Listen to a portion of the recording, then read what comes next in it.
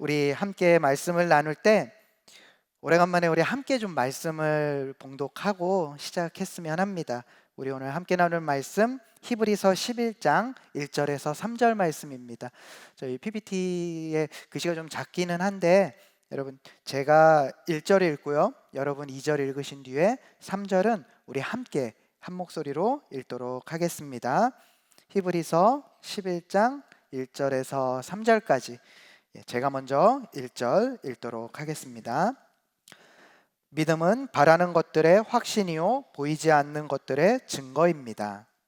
선조들은 이 믿음으로 살았기 때문에 훌륭한 사람으로 증언되었습니다. 우리 함께 읽겠습니다. 믿음으로 우리는 세상이 하나님의 말씀으로 지어졌다는 것을 깨닫습니다. 보이는 것은 나타나 있는 것에서 된 것이 아닙니다. 아멘. 사실 우리가 생활을 하다 보면 유독 그럴 때가 있죠. 그때가 바로 어떨 때일까요? 유독 그럴 때라고 하면 여러분 감이 오십니까? 이상하게 지치고 힘들고 무기력하게 될 때가 있다는 겁니다. 제가 요즘에 이제 목장에서 형제들하고 같이 교제를 하면서 나눔을 하다 보면 참 짊어진 것들이 많은 자의 무거움을 실감하게 되는 것 같아요. 40대, 50대. 어찌 보면 젊지도 않고 그렇다고 그렇게 나이도 많지 않은 그 장년 형제들의 고민들. 내가 참 무겁게 여기까지 걸어왔는데 그렇다고 이제 와서 또 쉴 수도 없고 쉬기에는 돌아보면 지금 현재 또 해야 할 것들과 짊어져야 할 것들이 어느샌가 늘어나 있는, 그래서 이러지도 못하고 저러지도 못하는 가운데 걸어가야 하는, 그런데 그럴 때 유독 더 힘든 날이 문득문득 찾아온다는 겁니다. 그런데 이걸 그냥 두고 가자니 너무나도 지치고, 그렇다고 티를 내자니 티를 낼 수도 없어서 무기력감이 오지만 꾸역꾸역 하루하루를 살아가고 있다는 것이죠. 여러분은 어떠세요? 여러분의 삶 가운데 무엇을 짊어지고 여기까지 오셨고 지금은 무엇을 짊어지고 계십니까? 그리고 앞으로는 우리가 어떻게 걸어가야 할까요? 사실 운동선수들이 주로 쓰는 표현이긴 하지만 슬럼프라는 표현이 있어요. 어느 날 갑자기 큰 고민이나 문제가 찾아와서 더 이상 성적이 나지 않고 계속해서 그 가운데 있지만 그것이 직업이기에 계속 그 일을 유지할 수밖에 없는 그러한 상태를 슬럼프라고 합니다. 이 슬럼프에 빠졌을 때 딱 두 가지입니다. 그대로 멈춰서서 운동을 그만두거나 아니면 그것을 극복하는 것이나, 두 개 중에 하나죠. 슬럼프를 극복하는 방법은 주로 이렇다고 합니다. 일상의 변화를 주거나 충분한 휴식을 통해서 새로운 힘을 얻는 것, 아니면 처음에 내가 운동을 하게 됐던 그 동기나 목적을 환기함으로 다시 한번 일어날 힘을 얻는 것. 이 두 가지 방법으로 일어나지 못했을 경우에 운동선수들은 대개 그 자리에서 운동을 포기할 수밖에 없게 된다고 하는 것이죠. 자, 근데 진짜 문제가 뭐죠? 이게 다만 이 슬럼프라고 하는 단어가 운동선수들에게만 적용되는 게 아니라는 거죠.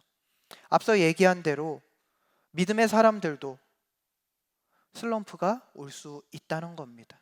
힘들고 지치는 가운데 어찌할 바를 모르지만 그저 하루하루를 걸어가야 되는 순간들. 이럴 때 우리가 이것을 극복하지 못하면 운동선수들의 끝과 똑같이 될까요? 그럼 우리는 믿음을 포기하고 지금까지 우리가 쌓아왔던 모든 은혜의 자리들을 뒤로 한 채 신앙의 모습에서 떠나가야 되는 것일까요? 결론부터 얘기하면 그렇지 않다는 겁니다. 우리에게도 물론 슬럼프는 찾아오지만 우리는 이 슬럼프를 딛고 다시 일어나서 걸어갈 수 있는 충분한 은혜가 우리에게 있다는 것이죠.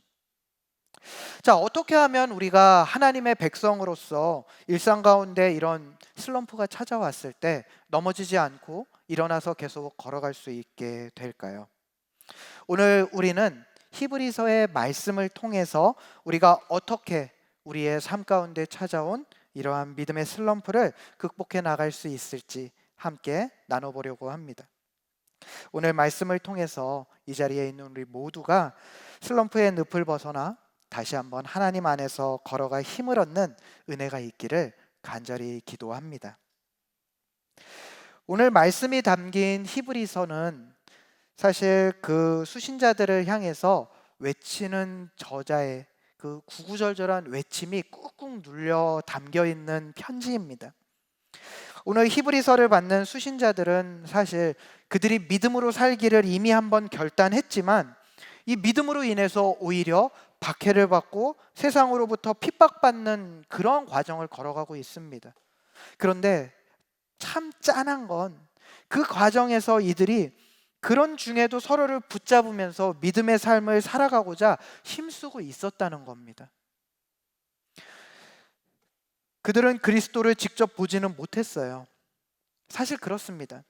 하지만 예수 그리스도를 직접 만났던 사람들을 통해서 그리스도에 대해서 배웠고 그리스도가 그들을 위해서 이 땅에 오신 구세주라는 사실을 믿고 영접하였습니다.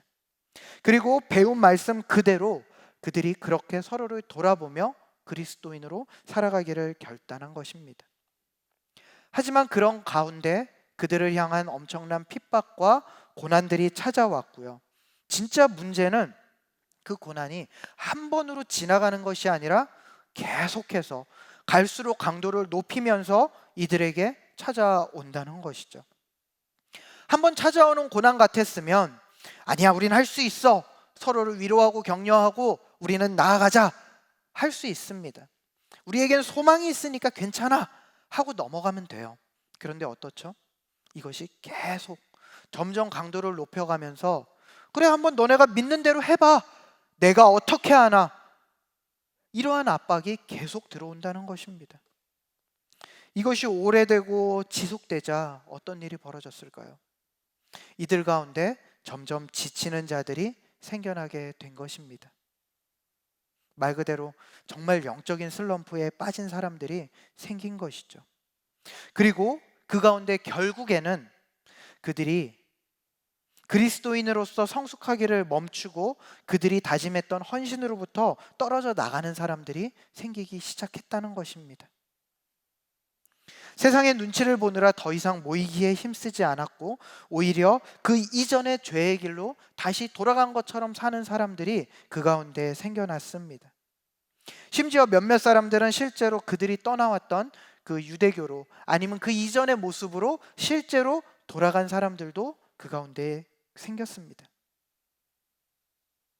그러한 과정에 있는 그들을 향해서 오늘 히브리서의 저자가 이들을 사랑하는 마음으로 편지를 쓴 것입니다. 이것이 바로 히브리서가 쓰여지게 된 배경입니다. 이러한 배경 가운데 쓰여진 히브리서는 크게 두 부분으로 나눠볼 수 있습니다. 전반부는 그 편지를 받아보는 자들에게 그들이 떠나려고 하는 그리스도가 어떤 분인지를 분명하게 다시 알려주는 내용을 담고 있습니다. 그리고 후반부는 그러한 그리스도에게 돌아와 다시 믿음으로 걸어가는 삶을 살자라고 권면하는 내용이죠. 그런데 사실 이 저자가 권면에 앞서서 전반부의 많은 부분을 할애해서 그리스도가 누구인지를 설명하고 있는 이 부분을 우리는 조금 다시 볼 필요가 있습니다. 사실 저자는 이들이 그리스도를 모르기 때문에 그리스도를 알아야 돼서 설명하고 있는 게 아니에요. 왜죠? 앞서 얘기한 대로 이들은 이미 그리스도가 누구인지를 배운 자들이고요. 믿음의 결단을 했던 자들입니다. 그렇기 때문에 사실 그 히브리서 전반부에 있는 예수가 그리스도가 누구인지를 설명하고 있는 이 부분은 단순히 이들에게 예수님이 어떤 분이야 라고 설명하기 위한 게 아니에요. 저자는 이 앞부분에서 사실 이 편지를 받아보는 이들에게 정말 간절한 마음으로 호소하며 외치고 있는 것이죠. 사실 앞부분의 내용을 압축하면 이렇게 됩니다. 여러분, 우리가 믿고 있는, 우리가 믿은, 우리가 만난, 우리가 알고 있던 그 그리스도가 누구인지를 여러분이 다시 기억해야 합니다. 이거죠. 세상이 가리고 상황이 가리고 고난이 가릴지라도 그 모든 것들이 이미 여러분이 한번 누렸던 그리스도의 영광 앞에서 아무것도 아니라는 사실을 여러분이 떠올려야 합니다. 이게 바로 그 앞부분의 내용인 것입니다. 죄와 사망의 권세를 그분이 어떻게 이기셨는지, 그분의 사랑이 언제부터 우리를 향해 있었는지, 그리스도의 영광스러운 죽음이 우리를 어떻게 빚어갔는지를 다시 한번 기억하십시오. 이겁니다. 여러분, 뭐라고요? 몰라서 설명하는 게 아니고 여러분이 알고 있는 그 사실을 오늘 다시 기억하십시오 라고 하는 외침이라는 것이죠. 여러분은 이 히브리서 저자의 간절한 외침이 어떻게 다가오세요? 히브리서의 저자는 그들에게 여러분이 예수 그리스도를 지금까지 지적으로 알았다면 이제는 진짜 만나는 은혜가 있어야 되고, 여러분이 예수 그리스도를 만났는데 그 만남이 조금 흐려졌다면 오늘 그 만남의 자리로 여러분들이 다시 돌아가야 한다고 목소리를 외쳐서, 그게 갖고 있는 모든 힘을 다해서 정말 간절히 외치고 있는 것입니다. 그리고 그 외침 가운데에는 그들이 예수 그리스도가 누구인지를 다시 회복할 수만 있다면 이 모든 문제 가운데 능히 넉넉히 일어나서 다시 걸어갈 수 있다라는 그 저자의 확신이 가장 깊숙이 담겨 있는 것이죠. 사랑하는 여러분, 저도 오늘 여러분에게 그 히브리서의 저자와 똑같은 외침으로 외치고 싶습니다. 여러분에게 있어서 예수 그리스도는 누구이십니까? 제가 앞서서 슬럼프의 이야기로 시작하기는 했지만 우리가 사는 하루하루를 돌아보면 여러분 어떻죠? 사실 우리가 슬럼프에 빠지지 않고는 못 살 만큼의 세상을 우리는 살아가고 있어요. 돈이 얼마나 무서운 세상을 우리는 살아갑니까? 관계가 끊어지면 그 외로움 가운데 절대로 살아갈 수 없는 세상을 우리는 살아갑니다. 이러한 가운데 세상의 권세는 점점 더 커지죠. 그런 가운데 우리가 믿음으로 나는 그리스도인이야 라고 외치고 살아가는 게 어떻죠? 점점 더 힘들어집니다. 우리가 이걸 언제 경험했어요? 코로나가 엄청 세게 우리를 핥히고 지나갔을 때 우리는 이걸 경험했어요. 내가 교회를 다녀해 내가 교만 나와도 어떻죠? 우리는 이 세상의 모든 죄를 다 진 사람들의 대표격이 됐어요. 그러다 보니까 어떻죠? 우리도 모르는 사이에 점점 세상에서 이야기하는 것과 우리의 그 복음의 접합점을 찾아가기 시작했죠. 물론 지혜는 필요했습니다. 하지만 이 가운데 교묘하게 우리가 갖고 있는 복음의 힘보다 세상의 힘을 조금 더 의식하게 됐다는 것입니다. 그래서 그 시절에 본의 아니게 우리가 지금까지 믿음이면 됩니다. 하나님 앞에서 걸어갈 수 있습니다. 하나님과 함께면 우리는 능히 이길 수 있습니다라고 외치던 자들 중에 많은 이들이 교회를 떠나게 됐어요. 신앙인으로서 당당한 외침의 목소리를 닫게 되었습니다. 그리고 그들 중에 일부는 여전히 아직도 우리와 함께하지 못하고 있죠.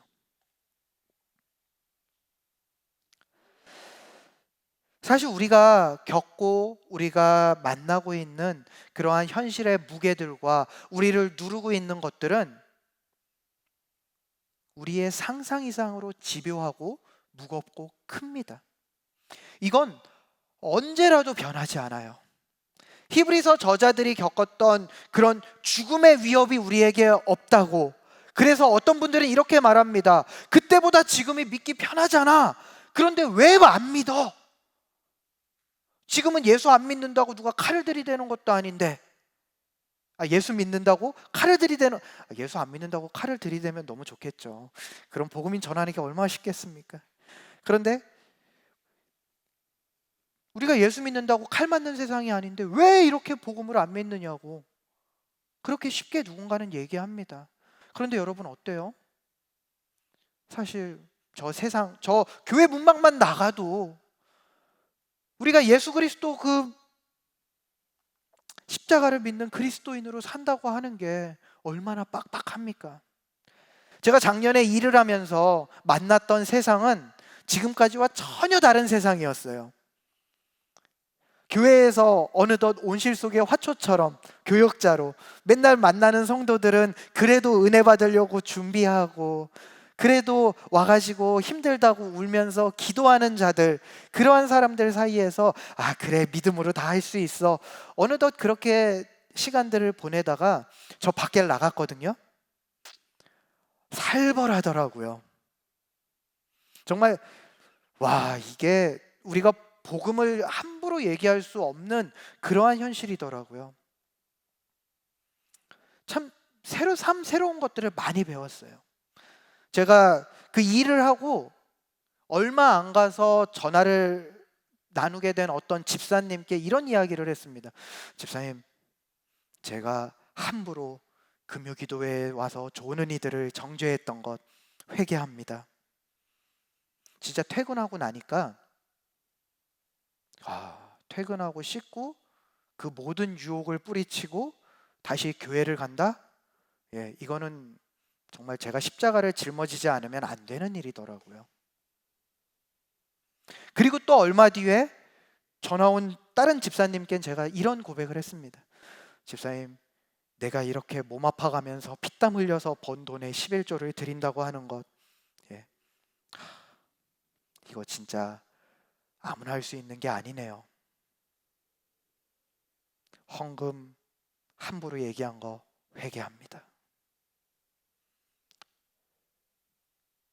왜냐하면요, 그냥 혼자서 찔림이 아니라 직장에 나갔는데 세상에서 철저하게 저를 목사라고 가운데 앉혀놓고 처음엔 교육을 했어요. 야, 교회 가면 그렇게 가르치지? 야, 그거 뭐 하는 짓이야?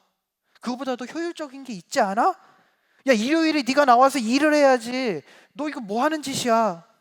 야, 너 이렇게 수고하고 노력해가지고 이 돈 가지고 교회에 가면은 다 바치라 그러지? 등신. 제가 이게 세상에 나가서 목사인데도 저를 향해서 다이렉트로 저와 함께하던 그 직장의 상사분들이 이렇게 꽂았던 말들이에요.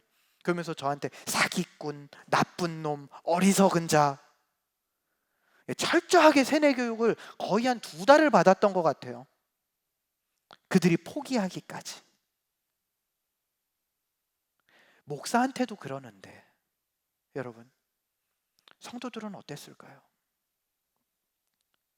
사실 이 삶이라고 하는 게, 그 핍박이라고 하는 게, 그 우리를 누른다고 하는 게 우리를 어떻게든 슬럼프에 빠뜨려서 나는 믿음이면 돼! 라고 외치고 달려가면 좋은데 믿음이면 될까?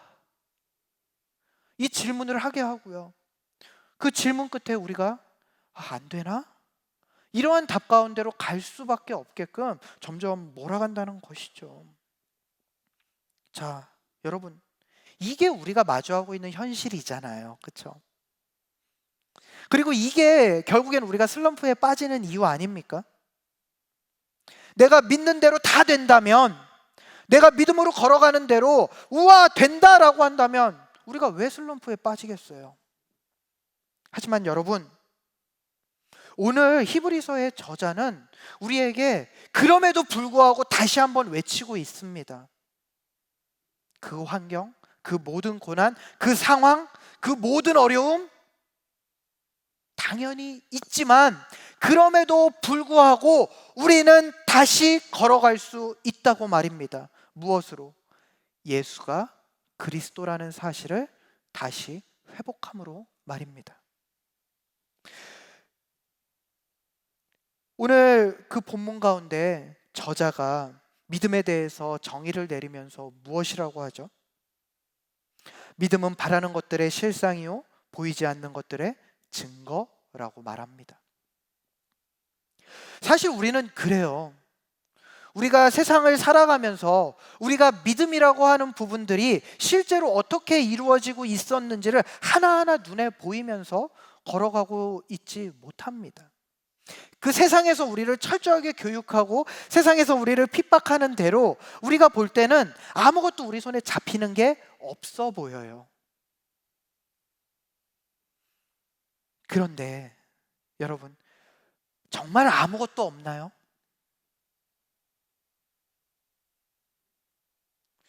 우리가 눈에 보이는 아무것도 없습니까? 우리의 구원, 우리가 예수 그리스도를 통해서 하나님 앞에 온전하여졌고 하나님 나라가 회복되어지고 하나님의 약속이 실제라고 하는 그 사실을 증거하는 증거가 우리 눈에 보이는 것이 진짜 하나도 없나요? 그렇지 않죠. 우리 눈에 보이는 그 증거가 무엇입니까? 여기 있잖아요. 예, 좀 커서 잘 안 보이긴 하는데 여기 하얀 거 보이시죠? 십자가.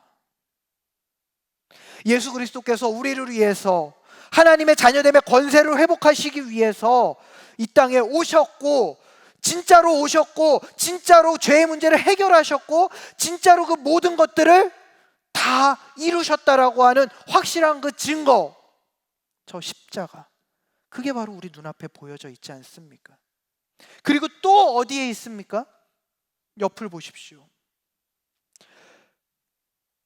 그 실제로 이 세상이 어떻게 고난을 가운데 던지고 핍박을 하는 가운데 우리를 슬럼프에 빠뜨릴지라도 여기까지 함께 걸어가게 하신 하나님의 말씀 가운데 하루하루를 살아가도록 부르신 예수 그리스도의 형제자매된 그들이 옆에 있지 않습니까? 이 싸움은 내가 허황된 것들을 붙잡으면서 홀로 걸어가는 싸움이 아닙니다. 하나님께서 분명한 증거들을 보여주심으로 우리 가운데 함께 걸어가게 하신 그러한 믿음의 걸음인 것이죠. 자, 여러분, 우리의 믿음은 우리가 하나님 안에 있기 때문에 어떠한 문제가 해결된다라는 그런 믿음이 아니고요. 우리가 하나님 안에 있기 때문에 어떤 구하는 것들에 당연한 결과가 주어진다라고 하는 그러한 보상적인 그러한 믿음도 아니에요.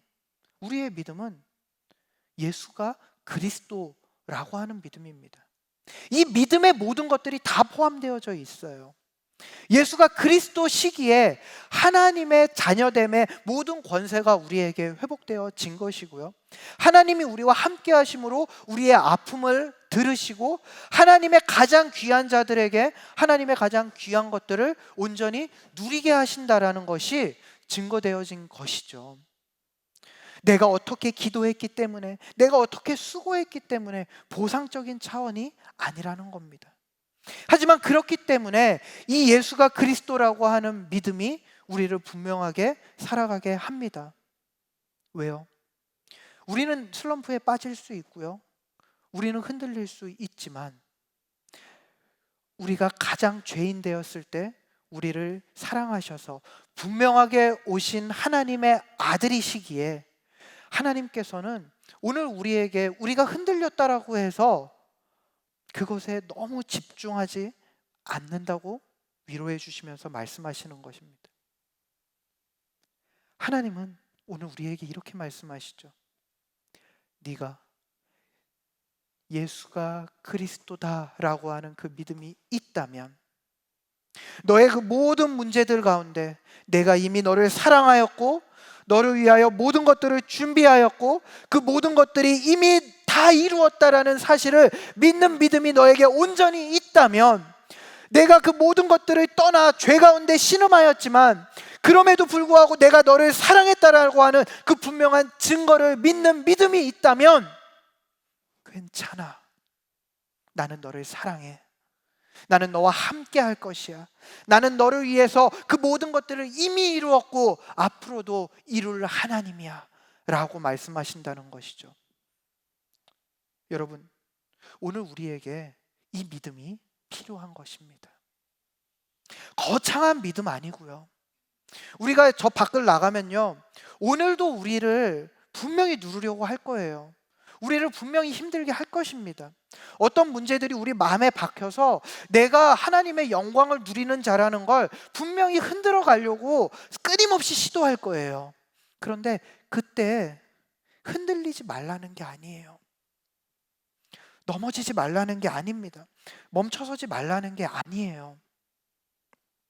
오늘 말씀에 이어서 뒷부분에 그 믿음의 선조들에 대한 이야기가 쭉 증거가 나옵니다.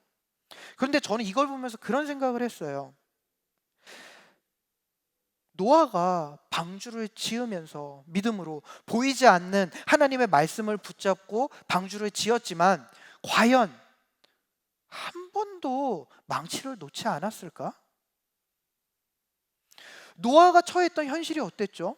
믿음으로 하나님 앞에 살아가기를 결단했고 말씀 가운데 하나님이 주신 그것을 보이지 않음에도 붙잡고 방주를 만들었어요. 근데 그의 환경은 어땠습니까? 사람들이 아유, 저 마른 하늘에 배 만드는 정신 나간 사람, 끊임없이 조롱했을 거예요.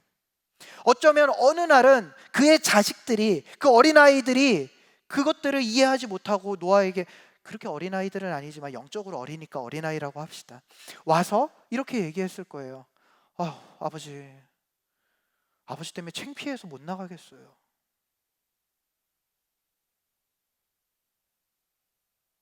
그럴 때 노아가 그 믿음으로 방주를 짓던 것을 잠깐 망치를 내려놓고 하늘을 보면서 내가 뭐 하는 짓이지?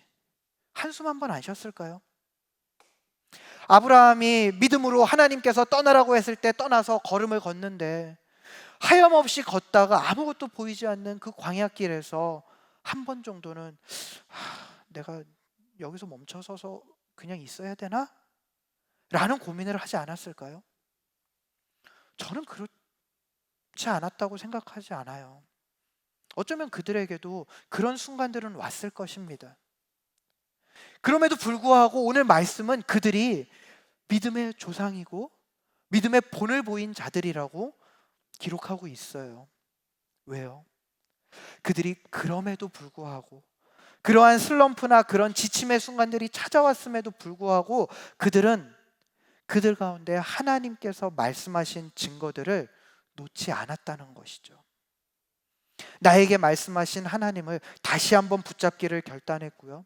오늘 나에게 허락하신 하나님의 은혜를 붙잡고 그 믿음의 여정을 끝까지 포기하지 않고 걸어갔다는 것입니다. 자, 여러분, 우리도 이렇게 믿음의 여정을 하루하루 이어갈 수만 있으면 좋겠습니다. 지쳐도 되고요. 때로는 슬럼프가 왔을 때 힘들다라고 얘기해도 됩니다. 좀 티를 내세요. 오히려 경건한 척, 거룩한 척 하려고 내가 막 죽어가겠는데 나는 믿음으로 이길 수 있습니다. 아니요, 여러분, 힘들면 때로는 나 너무 힘들어. 아무것도 안 보여. 나 하나님 앞에 하나님 사실 아무것도 안 기뻐요. 이 믿음의 짐이 너무 무겁고요. 내가 지금 갖고 있는 것들이 나를 숨통을 조이는 것 같아요. 괜찮아요. 고백해도 됩니다. 왜요? 하나님이 우리를 가장 사랑하신다는 증거를 우린 보았잖아요. 그런데 더 놀라운 건 뭐죠? 이 증거가 우리에게 그 증거도 된다는 거예요. 내가 오늘 너와 함께하고 있고 오늘 내가 이미 너를 향한 그 모든 사랑을 보여줬던 것처럼 오늘도 너를 위해서 크고 놀라운 일들을 준비하고 있고 이게 오늘로 멈추는 게 아니라 영원까지 이어질 선물이라는 것을 분명히 증거하고 있다는 것입니다. 그러니 여러분, 거듭 강조하지만 우리는 오늘의 은혜로만 살아갈 수 있으면 됩니다. 제가 이 말씀을 준비하면서 이 말씀의 제목이 꺼내 먹어요잖아요. 이게 왜 그런가 하면 사실 늦은 심야에 설교를 준비하다 보면 잠이 너무 올 때가 있습니다. 그래서 제가 이렇게 유튜브 들어가서 이것저것을 막 뒤지다가 예전에 들었던 노래들을 이렇게 좀 듣게 됐어요. 근데 그 가운데 이 사실은 자이언티라고 하는 가수의 노래 제목이 꺼내 먹어요였습니다. 이 노래의 가사가 그래요. 당신이 나가서 밖에서 사회생활 하다 보면 참 지치고 힘들고 외롭다고 느껴질 때가 있는데, 그럴 때 내가 부르는 이 노래를 냉장고에 초콜릿 꺼내 먹듯이 들으면서 당신이 혼자라는 거, 혼자가 아니라는 거, 그걸 기억하고 힘내세요 라고 하는 가사였거든요.